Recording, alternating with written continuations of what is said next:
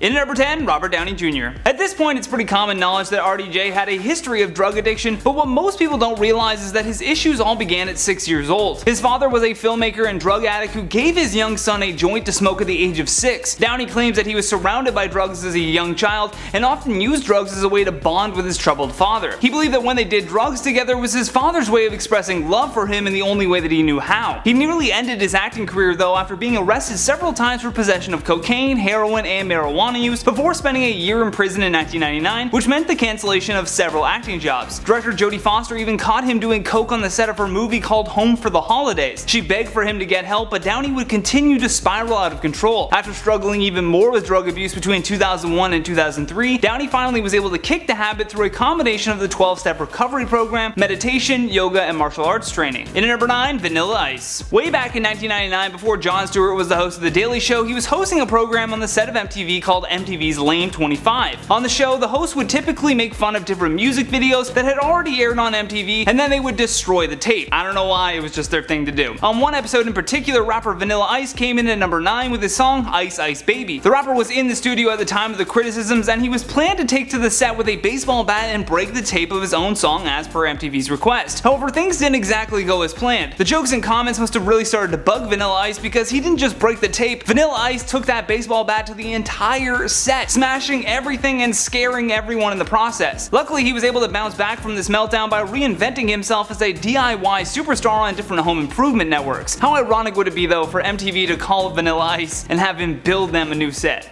That'd be pretty great. I'd love to see that. In at number 8, Alec Baldwin. It is a well-known fact that actor Alec Baldwin has gotten into trouble several times after his interactions with the paparazzi. There's no doubt that these creepy photographers do invade the personal space of celebrities, but that being said, violence has never made them leave you alone either. Baldwin has been at the center of several cases where he was accused and literally photographed physically attacking photographers. The first accusation was in 1995 when he reportedly punched a paparazzi so hard that he broke the man's nose. However, in all of these incidents, Baldwin was never charged. Baldwin had another crazy meltdown on an airplane after a flight attendant asked him to turn off his phone so that they could take off. The actor made a big stink and even tweeted more about his meltdown, saying, "Flight attendant on American reamed me out for playing Words with Friends while we sat at the gate not moving." That is a meltdown indeed when it ends up on Twitter. In at number 7, Nicolas Cage. Back in April of 2011, Academy Award winning actor Nick Cage was arrested in New Orleans on 1 count of domestic abuse and 1 count of disturbing the peace. According to the local police, Cage was witnessed arguing with his wife in front of their home around midnight. Police say that Cage grabbed his wife by her upper arm and dragged her towards their property. He then apparently began to strike cars in the immediate vicinity and even attempted to jump into a taxi when the police arrived. At that point, the police immediately observed that Cage was heavily intoxicated, and so they ordered him out of the cab, which prompted Nick to start yelling. Cage allegedly started yelling, "Why don't you just arrest me?" to the police, which is exactly what happened next. However, even though Nick was taken into custody and charged, his wife apparently did not want him charged and said that there was no actual physical contact between them during the fight. Regardless, still a meltdown. In number 6, Tom Cruise. It was the couch jump that truly rocked Hollywood and a side of the action hero Tom Cruise that we had never witnessed before. In short, it was a meltdown over passion for his newest love interest, Katie Holmes. At the time, Tom Cruise was one of the biggest celebrities in America, and he was already an established leading man with roles such as Top Gun and Jerry Maguire under his belt. He was appearing on the Oprah Winfrey Show though to promote his upcoming movie, which was Steven Spielberg's remake of War of the Worlds. However, instead of staying on script to his promo material, he could not stop gushing over his new girlfriend. Within 15 minutes of the interview, Tom had leapt onto Oprah's couch as Oprah struggled to find the words for his over-the-top infatuation. I think she just kept yelling, "He's gone. You're gone. This guy's crazy." In the moment, it was this very heartwarming thing to see though, but in hindsight, people watching that clip, maybe through a GIF or just a series of photos, it looks like Tom is acting at a school for an interview, so by all accounts and without hearing the audience's reaction, this was categorized as one of Tom's biggest TV meltdowns. But he was just really happy. In number 5, David Hasselhoff. We all remember David Hasselhoff from his time on Baywatch, but in 2007 it seemed as though the Hoff had hit rock bottom. The weird part was that his daughter apparently filmed the whole debacle that ended up airing on the news. In the video, David was clearly drunk and apparently a little hungry. As he lay shirtless on the floor with his eyes beginning to shut, he does his best to pick apart a burger and feed it to himself, but the whole time he's doing this, Dave is just babbling in a drunken tone while falling over onto his food. In the video, you can actually hear his daughter Taylor begging him to grow up and even say, "You need to promise me you're not going to get alcohol tonight, okay?" Apparently Hasselhoff had asked his kids to film him anytime he falls off the wagon, I guess so that he can look back on it with shame and get his house in order.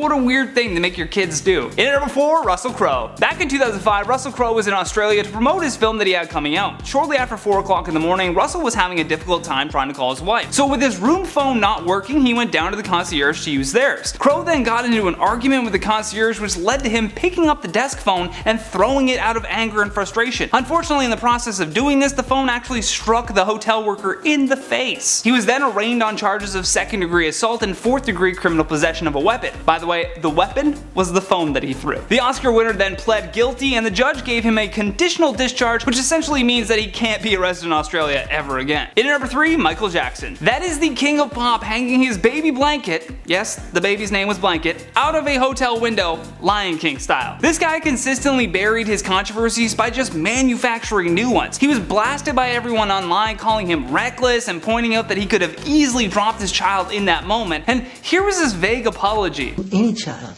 Try to kill them? Come on. Stupid. And why would I put a scarf over the baby's face if I was trying to throw him off the balcony?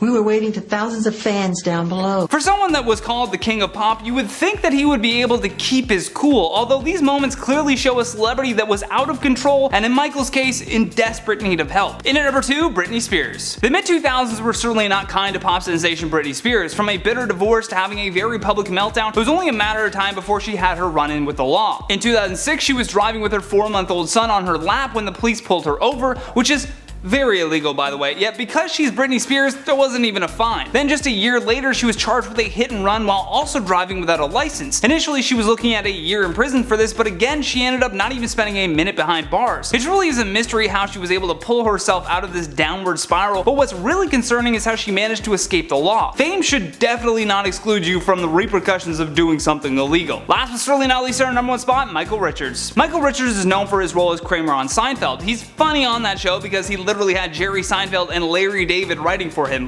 the 2 funniest people in the world. Although, when the show ended, Kramer thought that he could just transition into stand-up comedy and be just as funny. Unfortunately, when his set was not going well at the Laugh Factory in Hollywood, he completely lost his mind and just buried his career. Someone heckled him, I guess, and then he went on to a tirade by screaming racial slurs and attacking the audience. It was so bad that a large majority of the crowd just up and left the club in the middle of his act. He was never able to redeem himself after this racist rant, and it will serve as a stark reminder that Kramer was never cool. In audio obtained by the UK news outlet The Sun, Tom Cruise can be heard berating 2 crew members after seeing them in close proximity to one another.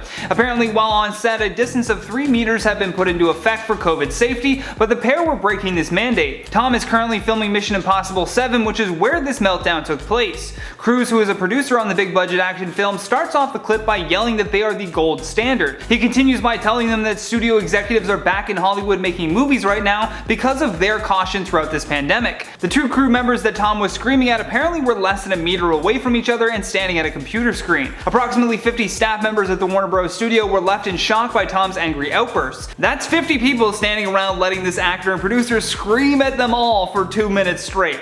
I totally get why Tom Cruise was so angry here though. He was furious that after all of his efforts to bring back filming, 2 crew members were about to ruin it all for them. Cruise also said that he was offering no apologies for his rant because people's livelihoods are at stake. In the clip, he can be overheard saying, "You can tell it to the people that are losing their effing homes because our industry is shut down. It's not going to put food on their table or pay for their college education. That's what I sleep with every night, the future of this effing industry. So I'm sorry, I'm beyond your apologies." He then went on to say, "We are not shutting this effing movie down. If I see it again, you're effing gone." The latest installment into the Mission Impossible franchise has already had some complications due to COVID. Apparently, the movie is earning its name throughout the process for the 7th film. In October, Tom Cruise had to hold crisis talks with the film's director after 12 people on set in Italy tested positive. Additionally, upwards of 150 background extras were turned away because the local health officials had still not tracked down the people on the crew that had tested positive. So as to not put more people at risk, filming was halted and everything was delayed even more. So you gotta imagine that Tom Cruise is just wanting to finish this film so that he can get this nightmare over with. According to The Sun, after Cruise returned to the UK 2 weeks ago, he personally tried to ensure that there would be no more delays. We're guessing this is a promise that he made to the studios back in Hollywood. Several times he has been photographed wearing a mask while on set, and obviously this audio recording is an example that he is cracking down on rule breakers. He apparently even personally paid £500,000 for an old cruise ship that the cast and crew could isolate on, which is A little ironic considering that some of the biggest COVID hotspots to begin with were cruise ships. Hopefully this one was properly scrubbed down before they boarded to quarantine, but nonetheless, that was a nice gesture of him. A source close to the set of Mission Impossible told The Sun that Tom has really been taking it upon himself, along with the health and safety department, to try and force these safety precautions, because the last thing that he wants is for filming to be stopped again. The source also went on to say, he does daily rounds to make sure that everything is set up appropriately, that people are behaving and working as safely as they can. He is very proactive when it comes to safety, adding, everyone was wearing masks, it was purely that these people were standing under a meter away from each other. It isn't known whether he saw those guys breaking the rules before, or whether this was the straw that broke the camel's back. The source also added that people make mistakes and slip up, but that Tom was just on it every time. Now I know the source could not confirm as to whether or not this was the crew member's first warning, but judging off of what Tom said to them in the last bit of that clip, they sound like repeat offenders. I mean, no one goes from 0 to 100 like that unless this is the second or third time that you've told them to be socially distanced. In the last part of that clip, Tom says, all the way down the line, and I care about you guys, but if you're not going to help me, you're gone, okay? Do you see that stick? How many meters is that? When people are standing around a effing computer and hanging out around there, what are you doing? And if they don't comply, then send their names to Matt Spooner. That's it. Now it's important to note that as per usual, Twitter was divided by this incident. Some praised Tom Cruise for militantly enforcing COVID safety precautions, while others argued that no one should speak like this to anyone ever for any reason. However, those people are not producers on a massive franchise that is employing literally thousands of people. When you actually have some skin in the game, it will make you do some wild things, like yell at people for not being socially distanced. People were calling him a narcissist and egomaniac, but in reality it's quite the opposite. Everything he is saying comes back to him not wanting people to get sick or lose their jobs. Or worse, both. To me it sounds like a boss who is being responsible and holding his staff accountable for breaking the rules that puts everything they've worked so hard for at jeopardy. In at 10, Bjork. Oh, Bjork, she has had a rough life. Not only did she have to go through the grueling process of working with Lars von Trier, who she openly hated and admitted to spitting in his face every day, she also had a crazed stalker who ended up killing himself on camera, which in turn was uploaded to YouTube. So you can imagine Bjork would be a little high strung. Well, back in 1996, Bjork arrived at the airport in Thailand, only to be greeted by paparazzi and reporters wanting interviews. The singer was with her children, and by the time one of the reporters stated, "Welcome to Thailand," she had had enough and began to attack her, knocking her to the ground and striking her repeatedly. Cool. The British-born journalist was more stunned than injured. It was not a good look for the singer. Violence is never the answer, but you can also understand a mother wanting to protect her children. Coming in at 9, Vanilla Ice. Remember Vanilla Ice, the one-hit wonder who blessed us with Ice Ice Baby? Ice Ice Baby. Well, he must have known his 15 minutes of fame were coming to an end back in 1999, because he accelerated his demise when he appeared on the MTV Lane 25. Prior to The Daily Show, Jon Stewart used to host a show along with Dennis Leary, Chris Kattan, and Janine Garofalo called MTV's Lane 25, where the host would make fun of music videos that aired on MTV's network and then would proceed to destroy the tape. However, on this particular occasion, the Vanilla Ice guilty pleasure found itself at number 9 on the list, so what went down? Well, the rapper proceeded to show up at the studio, as planned, and took a baseball bat to his tape for this song. However, it didn't stop there. He ended up taking the bat to the entire set, absolutely terrifying everyone in the process, something that definitely wasn't planned. Popcorn for everybody. Sorry about the set there, guys. Well, the tape's fine. What? Everything else is no. Coming in at 8, David Hasselhoff. It is common knowledge that former actor David Hasselhoff used to battle with alcohol and drug addiction. But things hit rock bottom for the actor back in 2007 when his daughter filmed him in his Las Vegas home on a bender and eating a burger. The Baywatch legend was seemingly as drunk as could be, so he ordered burgers and sloppily ate them on the floor of his bathroom, wearing nothing but a pair of blue jeans. This video is heartbreaking to watch and listen to because in the background you can hear a 16-year-old daughter begging for him to grow up. However, what makes this video interesting is that his daughter was filming him because David had reportedly asked her to if he were to ever fall off the wagon, and that he did. Thankfully, Hasselhoff got sober and is still a pop culture icon to this day, milking appearances and making the odd cameo in bad movies, even the Baywatch remake. Because if you get alcohol tonight, you're fired from your show tomorrow. And the doctor is coming over here in the morning to check your alcohol level. and if you have any alcohol in your system, you're going to be fired from the show. Coming in at 7, Michael Jackson. Back in 2002, Michael Jackson was still considered to be one of the greatest pop stars in the world, which is bizarre to me because at that point we all knew what went down at Neverland. But anyway, I digress. In 2002, Jackson was in his hotel room in Berlin, Germany, where there were a ton of paparazzi present outside of his suite. So what did the King of Pop decide to do? Well, he opened up his window and dangled his baby son Prince Michael II over the balcony. The crowd gasped in horror before the singer pulled the baby back and into his arms and went inside. This cemented everyone's belief that Michael Jackson was losing it, both professionally and personally, with the singer spending years following defending his bizarre actions.